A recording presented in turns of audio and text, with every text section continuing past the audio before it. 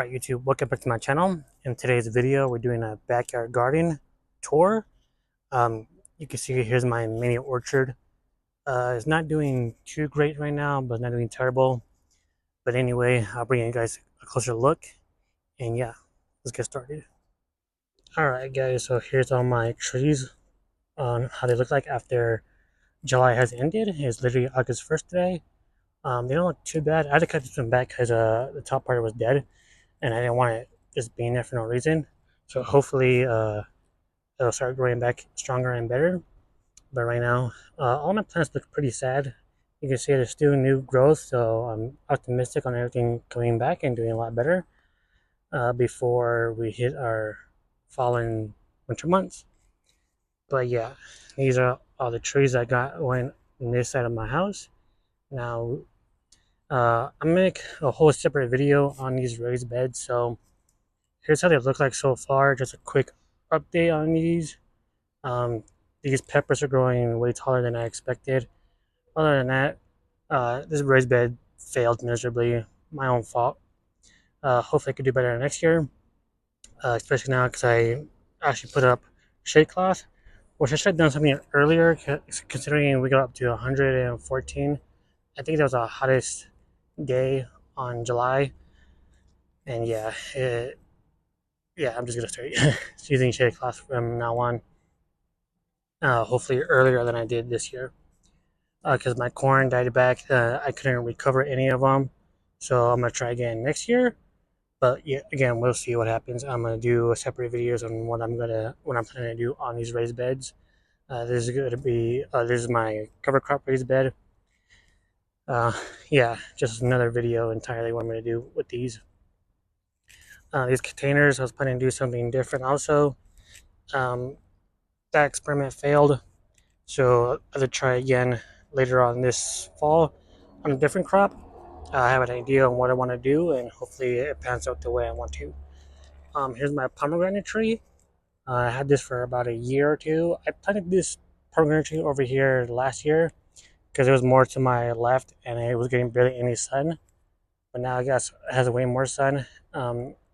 Because I didn't water it as well as I thought I did, it didn't fruit for me this year. So hopefully next year with my better watering, hopefully it'll set fruit for me. All right, let's check out the other raised beds. All right, so here's my first 4x4 raised bed.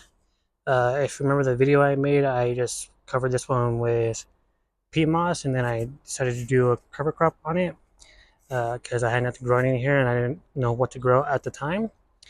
For fall and winter, I decided what I wanted to grow, but that's a separate video entirely again. And over here in my containers, who I hardly did an update on, I have tomatillos growing. This one, the middle is doing the best. These are dying back a little bit. I don't know why. Maybe I need to fertilize. And maybe we'll do that at the end of the video. We'll see. But over here, I have tomatoes. They died back also because one day without watering and they got really dried out. I tried to recover them as much as I could. So again, probably another video, I'll fertilize these again and then we'll see what happens in the days in the future. This tomato died back all the way, so I couldn't cover that. This is my dig raised bed, so this is also a 4x4 raised bed, but instead of a no dig, I decided to dig in here. Again, just put some peat moss and then do a cover crop.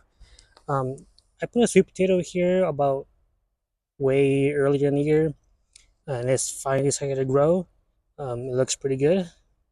But other than that, that's the quick update on these two 4x4 raised beds and the two containers. All right, let me show you the other side or the other things I got going on. All right, so here's my second pomegranate tree I'm trying to grow. If you remember that video I made where I was recovering this, in that video you can see that this tree had 0 leaves, and now it has way more leaves than it did before. So I'm happy about that. That means I do something good. This was supposed to be in my single seed challenge this year, but I decided not to do that because I was just lazy. And this kale came up way later than I expected. So I guess you could consider it my single seed challenge, but not really. Okay, so I have these citrus trees in my side of the house. I don't know when I'm planning to do a next proper update on these, but here how they look like almost after 2 weeks in being new containers or new soil. The one to my left had a new container. This was an old container. You can see this one's kind of droopy, and I think it's because I didn't water it enough. So I watered it again today. I also gave it a compost extract, so I'll keep you guys updated on how this is going. But yeah, these how my citrus looks like so far. Here's my first lemon tree that I tried to grow that died back. It's starting to grow back. I think that's a rootstock though. I don't think it's the actual fruit that I want. But either way, if it survives my winter, I am curious on how it's gonna taste, or even be, or if it'll even produce fruit next year. But either way, this tree looks fine for right now. And yeah, let's check something else out. All right, guys. So here's my 65-gallon grassroots flower pot. Um, uh, I planted this pepper a long time ago, and I planted this pepper about a week or two ago now. It's looking a lot better than when I first transplanted it.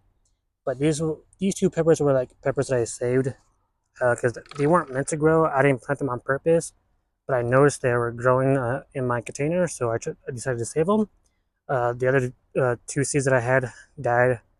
I messed up on those, but either way, we still have two seeds and we still have growing season, so hopefully we get a harvest out of these. I don't know what peppers they are, so I guess we'll find out together. But until then, yeah, that's how this pepper looks like in this 65 gallon grassroots flower pot. Okay, so here's my three 15-gallon grassroots flower pots. I made a whole update on these. You guys should be seeing first before this video comes out. But yeah, this is my native soil, my sandy soil, and my native soil with biochar. Um, I put all of them with a cover crop because the seed, again, I was trying to grow, didn't do as well as I hoped. They died back. So now I decided to put a cover crop to help the biology in the soil be active. Because I missed a day of watering, this one died back for whatever reason. But since I started watering again more properly, there's an onion growing and maybe some cover crop and a little bit of weeds. But yeah, that's all of the things that I got growing on right now. All right, let me show you me fertilizing the tomatoes and tomatillos. All right, guys, so here we are in my tomatoes container garden where I'm planning to fertilize. As you guys know, I like to use Dr. Earth. This is the tomato, vegetable, and herb fertilizer. It doesn't matter what kind of fertilizer you get, as long as it's balanced 2, 2, 2, 4, 4, 4. It doesn't really matter. As long as it's organic and it is something you want to use. And preferably, I like Dr. Earth fertilizer because, in my opinion, it has better ingredients. And yeah, I'm using this Miracle-Gro tablespoon thing. When I was using Miracle-Gro, I don't anymore. So yeah, I'm just using it as a way to gauge how much fertilizer to put. And this thing is 1.5 tablespoons, so I think that should be more than enough for this container. It's not even that big. It's like 3.5 gallons.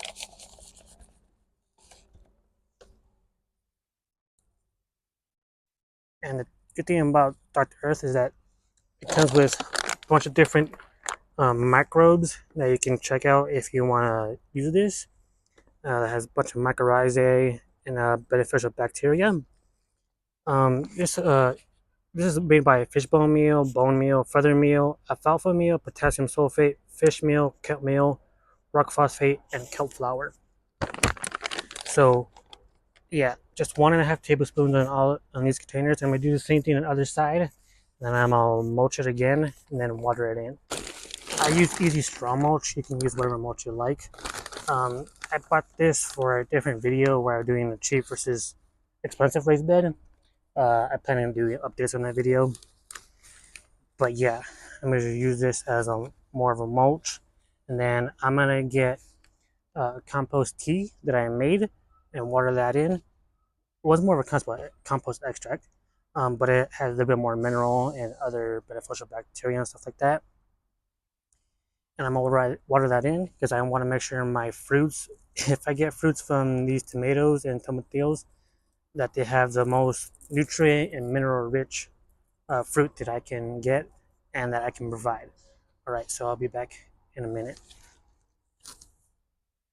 Alright guys, so I don't know how well you can see from your angle, but I did mulch it after I put more Dr. Earth as a fertilizer.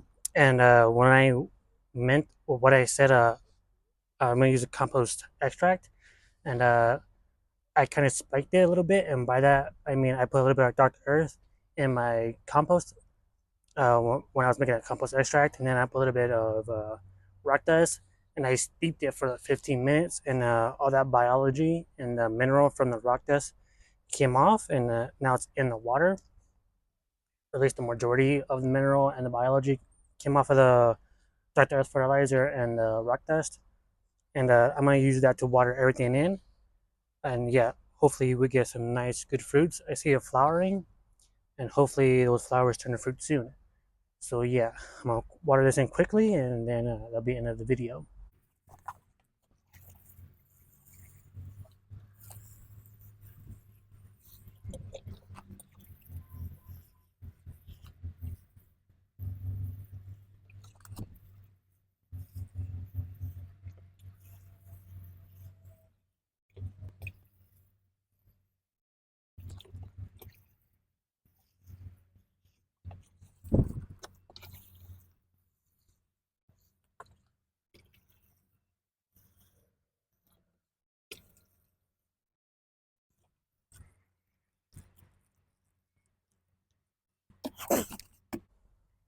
Alright guys, so that's everything watered in.